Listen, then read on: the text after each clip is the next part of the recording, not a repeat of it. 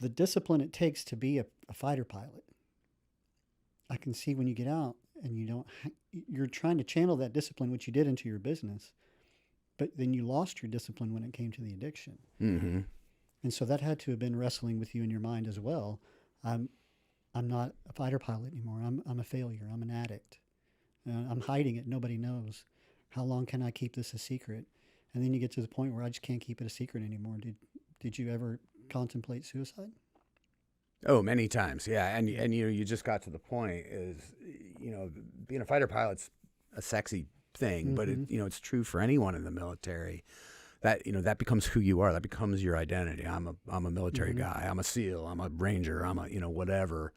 And then when that's taken away from you, usually in your early 40s, well, now all of a sudden, all the coolest stuff I was ever going to do in my life is behind me. Right. So that's a huge problem all by itself.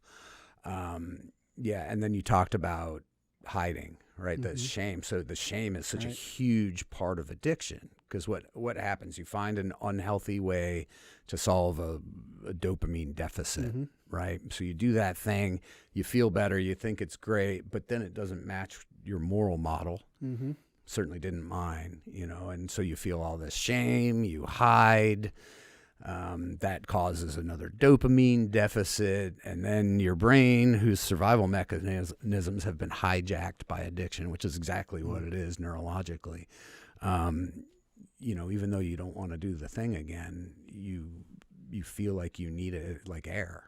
Your brain, it's a hijacking of your survival mechanisms. That's, people don't choose this. When I certainly would have looked down my nose at any addict years ago as morally decrepit. Having lived through it myself, I can tell you that's not what it is. It's Right. You're overwhelmed by pain and you don't know what to do. Yeah.